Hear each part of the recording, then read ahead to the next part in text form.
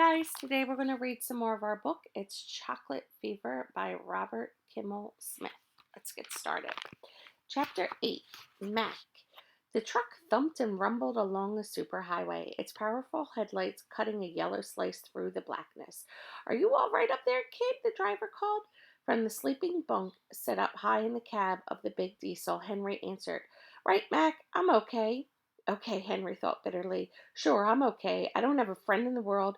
I look like some sort of sideshow freak. The police and doctors, my folks, and heaven knows who else are after me, and I don't know where I'm going. If that's being okay, then I'm okay. He'd stood out on the highway for a long time and watched the day turn into dark. Hundreds of cars and trucks had swept by without stopping, but Mac had stopped and offered him a lift. That was hours ago. They'd come they had come a long way. Henry didn't know how many miles they had traveled or where they were heading, and what's more, he didn't care. He was sure that Mac had not seen his spots. It had probably been too dark to notice them. No one in his right mind would have had to do anything to do with me, Henry thought. Not once they got a look at these stupid big brown spots. Even Mac, nice as he seemed, wouldn't have taken a chance if he'd seen me clearly. "Hop in," Mac had said. "The weather's fine," a big grin crossing his friendly face. He was a huge black man dressed in dirty coveralls. His truck was clean and warm, and Henry didn't hesitate. After sitting alongside Mac for an hour or so in the front seat, Henry had climbed up to the bunk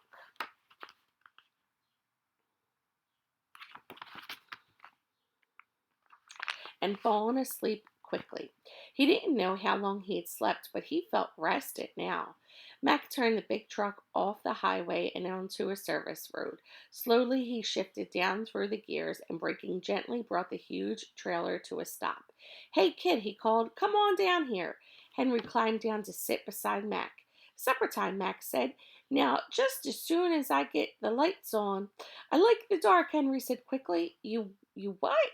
"I like the dark," Henry said as the lights came on. Henry blinked at the sudden brightness. "He's seen me now," he thought. Mac reached down below his seat and brought up a big picnic basket. He placed it between them on the seat. "Now let's just see what that woman gave us for supper," he said. "It's all right," Henry said. "I'll get off here." "Huh?" "I won't make any fuss," Henry said. I'll just go quietly."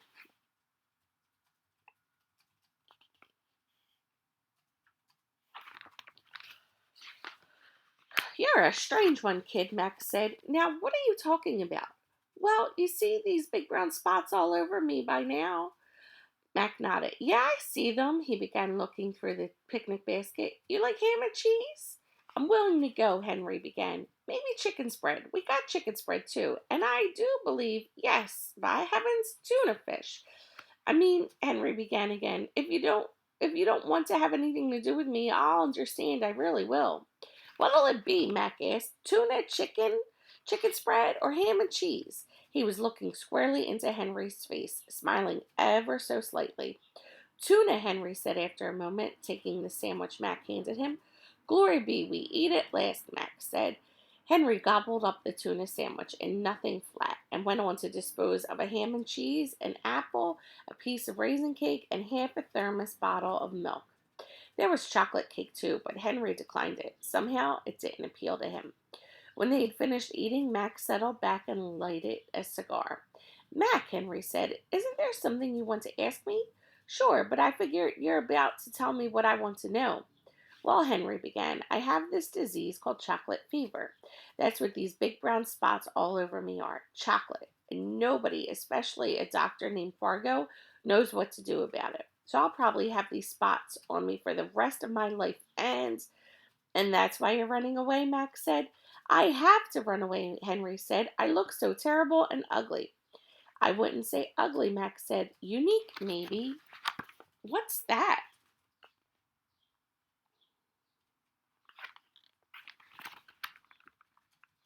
"Sort of special. But how can I live this way? I'm a freak, a chocolate freak." "Easy now," Max said. "Calm down. People will be looking, staring at me. How can I live with people staring at me?" Mac chuckled softly. He looked away from Henry. "How would you like it, Mac, if people stared at you?" "Kid, I've had some experience in that line myself," the big man said quietly. You mean people stare at you? Uh-huh, Max said. When you're black and most of the other people are white, that's bound to happen. Gee, Mac, Henry said, I'm sorry. Oh, it's nothing personal, kid. Besides, by the time I was your age, I'd gotten over it. But getting stared at, and some other things got me thinking. If there's so many white people and so few black people, why, that kind of makes me unique. You mean special?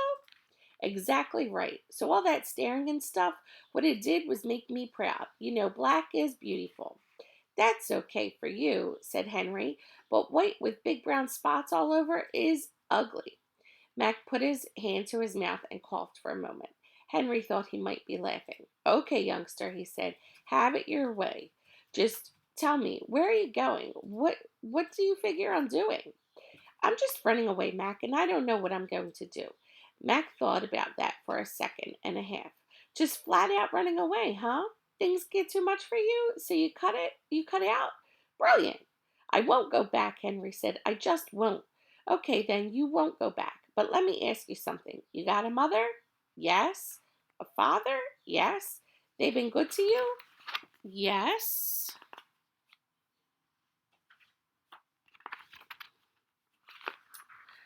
Don't beat up on you? Of course not. Don't make your life miserable? No. So they've been pretty good parents, right? Right. And you love them because they're so kind and good, right? Yes.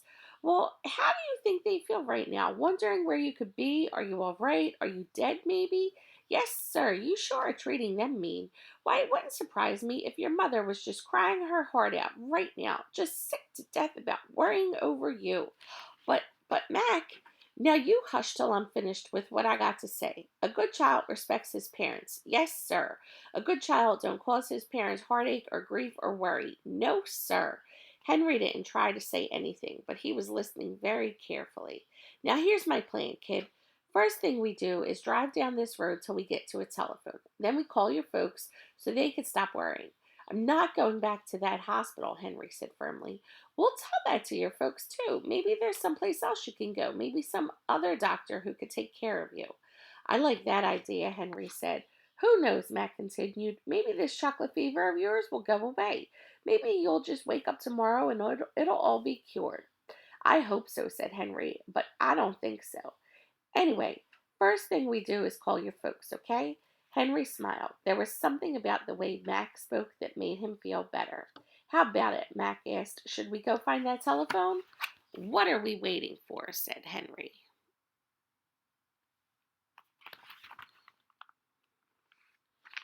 Chapter 9 Hijacked. Mac doused the cab lights and reached for the switch that would start the diesel. But at that very moment, a loud voice from the darkness outside the truck called, Reach for the sky! Don't make a move! Hands up! We've got you covered! Mac froze at the wheel. Henry's heart leaped up in his throat, ricocheted around, and settled back down in his chest again. Two men jumped into the truck, one on each side. Each man carried a small blue revolver. The guns were pointed straight at Mac. After a moment, Mac found his voice. What is this? He asked. The man on Mac's side of the truck, the one with the mustache, replied, This, sir, is a robbery, a stick up, a hijacking, in fact. Section 3, Part 4 of the Criminal Code seizure of a cargo of goods from a vehicle or vessel on the roads or waterways. Oh, said Mac. Right, Louis, said the man on Henry's side of the truck. He was the smaller of the two thieves, and instead of a mustache, he wore horn-rimmed glasses and a lopsided grin. I'm Lefty. He's Louis, the man went on. People get us mixed up sometimes, but I don't know why. My name is Henry Green, said Henry, and his is Mac. Pleased to meet your acquaintance, I'm sure, said Louis, even under these unfortunate circumstances. Polite as they seemed to be, Louis and Lefty were still pointing guns at Mac and Henry. You sure you want to do this? Mac asked slowly. He seemed to be puzzled by the hijackers.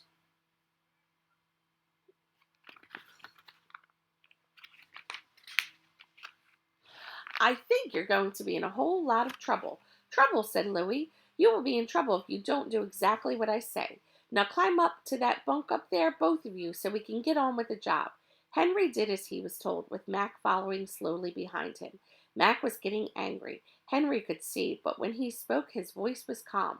I don't suppose it would do much good to tell you that you are definitely breaking the law, he said. Louis laughed. Breaking the law, mister? We are fracturing it. And with that, Lefty jumped into the driver's seat. Louis took his place beside him, and the truck began to roll. Mac still had something on his mind, and above the roar of the motor, he called down to the pair of thieves. You better stop now. I think you're making an awful mistake. There's no mistake about it, Louis called back over his shoulder. We know exactly what we're doing. We're hijacking a cargo of expensive furs.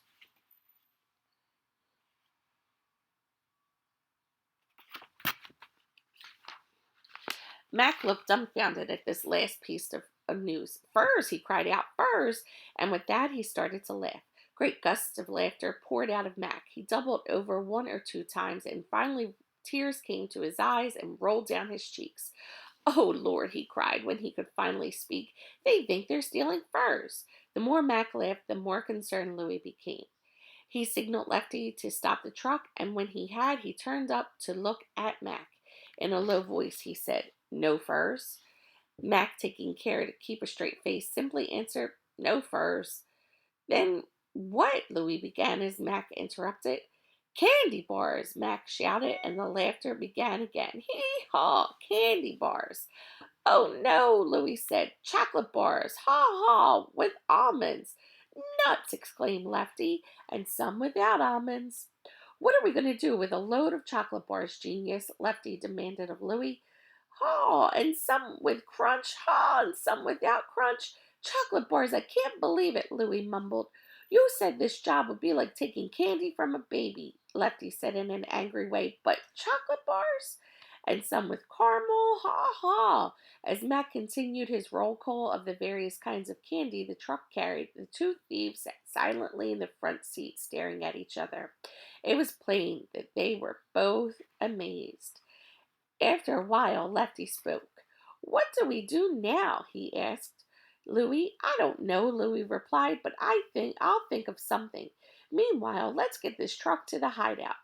And some of it with peanut butter, ha ha, but none of it with furs, ha ha. With Mac's laughter ringing in their ears, the unhappy thieves looked glumly ahead as the truck rumbled through the night. Check back tomorrow for the rest of the book. Bye.